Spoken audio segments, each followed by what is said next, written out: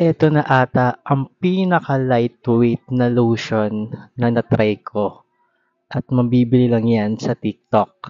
So, another Boodle episode. May nagpadala ulit sa atin guys. This is from Quarsary. Quarsary Body Lotion and this is moisturizing and smoothing. Nagpadala na rin sila sa atin ng sunscreen before. And kung gusto niyo mapanood yung review ko dito, hanapin niyo lang sa TikTok ko. And then, etong hair removal or make it clear. Uy, nabubulol. Hair removal cream yan. Na-review ko na rin to and hanapin nyo rin sa TikTok ko. At ito yung last na pinadala nila sa akin. So, this is Quarsary Body Lotion nga. And partner sila nung hair removal cream.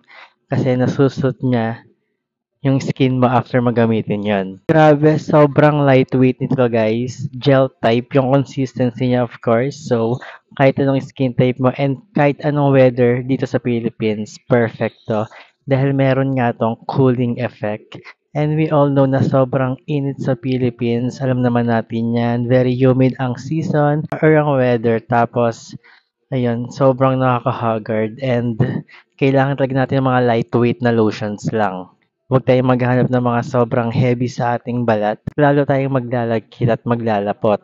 Tinarik to kanina guys. Parang tubig lang talaga siya sa skin. So tatry ko ulit para makita nyo. As you can see, parang wala lang siya. Ayan guys, transparent yung kanyang consistency. Gel type talaga. And yan, irarab ko sa aking kamay.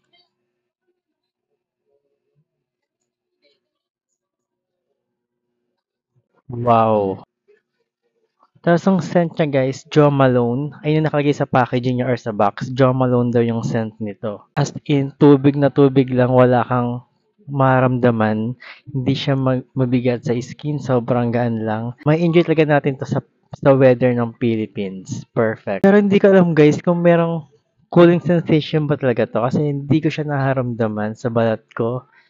Hindi ko alam kung manhid na ba ako or dahil hindi ko alam. Hindi ko lang siya nararamdaman or hindi ko lang nafe-feel yung cooling sensation niya. And luckily guys, FDA notified na tong sunscreen nila. Yan, ilalagay ko lang sa screen. The rest of their products are hindi pa siya FDA pero pinaprocess na. Alam naman natin sa Philippines sobrang tagal ng process. So wait na lang and ayan, ito FDA notified na siya. Pero don't worry guys, this is halal certified. So, magagamit 'to ng Muslims friends natin. At lagi nating tatandaan na walang shortcut sa skincare. Bye!